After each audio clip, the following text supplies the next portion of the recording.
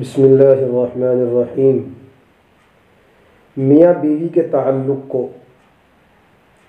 شوہر اور بیوی کے تعلق کو جس طرح قرآن مجید نے خوبصورت انداز میں بیان کیا، اتنا دنیا میں کسی اور مذہب نے بیان نہیں کیا۔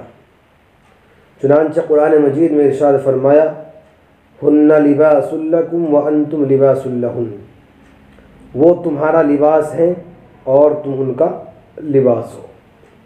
یعنی بیویاں خاوندوں کے لیے، شوہروں کے لیے لباس ہیں اور خاوند بیویوں کے لیے لباس ہیں۔ یہ گنتی کے چند الفاظ ہیں، لیکن میاں بیوی کے تعلق کو جتنا تھوڑے لفظوں میں یہاں سمیٹا گیا ہے، دنیا کی کسی کتاب میں نہیں سمیٹا گیا۔ یہ قرآن مجید کا اعجاز ہے۔ لباس سے تشبیہ دینے میں بہت ساری حکمتیں ہیں، ایک حکمت تو یہ ہے کہ انسان کے جسم کے سب سے زیادہ قریب اس کا لباس ہوتا ہے۔ انسان کے جسم کے سب سے زیادہ پاس، سب سے زیادہ قریب اس کا لباس ہوتا ہے۔ لباس سے زیادہ کوئی چیز اس کے جسم سے قریب نہیں ہوتی۔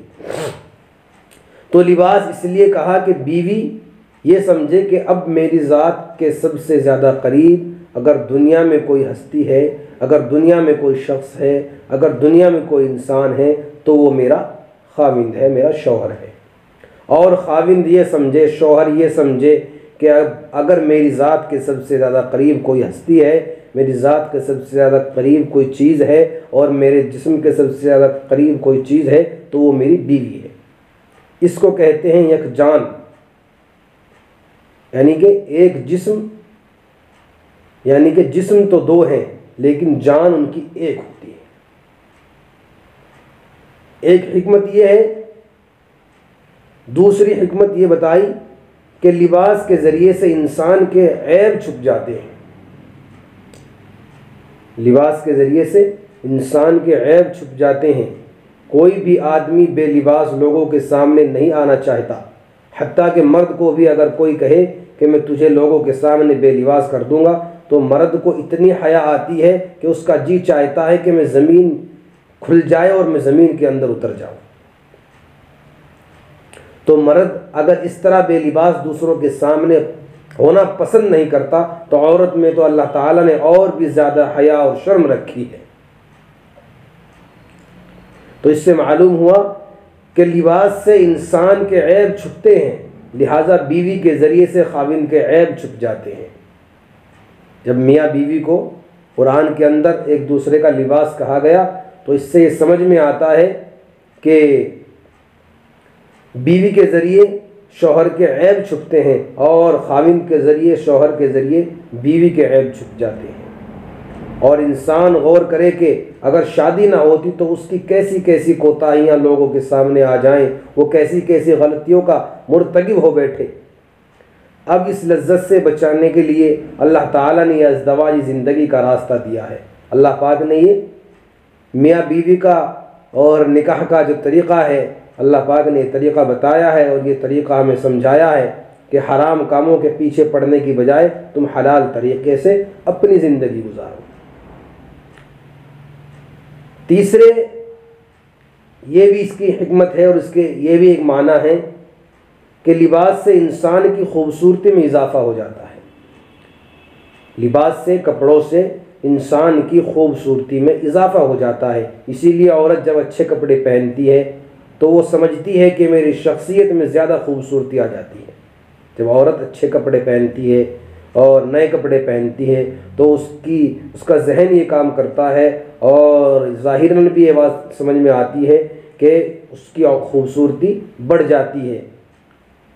مرد بھی یہ سمجھتا ہے کہ اچھا لباس پہنوں گا تو اور خوبصورت نظر آؤں گا اور اچھا لگوں گا۔ تو جس طرح لباس سے انسان کو زینت ملتی ہے، جس طرح لباس سے انسان کو زینت ملتی ہے، اسی طرح خاوند کو بیوی سے زینت ملتی ہے۔ یعنی کہ اچھے کپڑے پہننے سے انسان کی خوبصورتی میں اضافہ ہوتا ہے اور وہ اچھا لگتا ہے، خوبصورت لگتا ہے۔ تو اسی طرح خاوند اور بیوی جن کا جو ازدواجی زندگی کا جو مسئلہ ہے، نکاح کا جو مسئلہ ہے، یہ شوہر اور بیوی کا، تو اس سے ایک دوسرے کو بھی زینت ملتی ہے، خوبصورتی ملتی ہے۔ بیوی کو خاوند کے ذریعے زینت ملتی ہے، خاوند کو بیوی کے ذریعے زینت ملتی ہے۔ اگر بیوی نہ ہوتی تو مرد لوگ تو جنگلوں کی جھونپڑیوں میں زندگی گزارا کرتے۔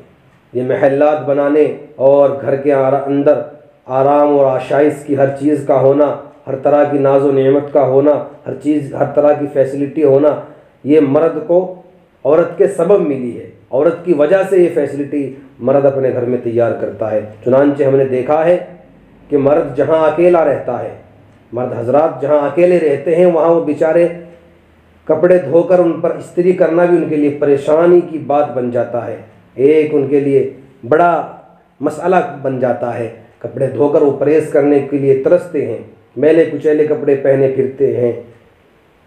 جب اکیلا رہتا ہے مرد کہیں، بغیر استری کے کپڑے پہنے پھرتے ہیں۔ یہ صاف ستھرا ہو کر جو رہنا ہوتا ہے، اور اچھے کپڑے آپ پہنتے ہیں، وقت پر آپ کو اچھے کپڑے دھوئے ہوئے ملتے ہیں، صاف ملتے ہیں، استری کیے ہوئے ملتے ہیں، اچھا کھانا وقت پر ملتا ہے، بستر تیار ملتا ہے۔ یہ تمام چیزیں، یہ تمام برکتیں بیوی کی وجہ سے ہوتی ہیں۔ اس لیے ہمیں اپنے بیویوں کا بہت ہی خیال رکھنا ہے اور ان کے تمام حقوق ادا کرنے ہیں، اور بیویوں کو چاہیے کہ اپنے شوہروں کے تمام حقوق ادا کریں اور اللہ کے رسول کے بتائے ہوئے طریقے پر زندگی گزاریں۔ آپ کی زندگی میں خوشیاں ہی خوشیاں آتی چلی جائیں گی۔ اللہ پاک عمل کی توفیق عطا فرمائے۔ السلام علیکم ورحمۃ اللہ وبرکاتہ۔